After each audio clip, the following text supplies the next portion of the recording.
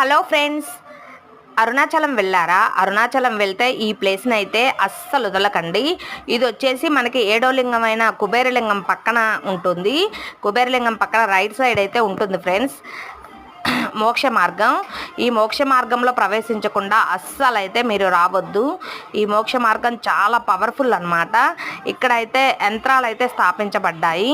ఇక్కడ body pains ఉన్న, మోకాల నొప్పులు ఉన్న, అలా ఉన్న వాళ్ళకి ఈ మోక్ష మార్గం నుంచి బయటకు వస్తే చాలా విముక్తి అయితే లభిస్తుంది. ఇంకా అలా లేని వాళ్ళైనా కానీ ఈ మోక్ష మార్గం నుంచి బయటకు వస్తే చాలా మనం మోక్షం కలుగుతుందంట. మనం తెలిసి తెలియక చేసిన పాపాలన్నీ హరించుకుపోతాయని ఒక నమ్మకం అయితే ఉంది.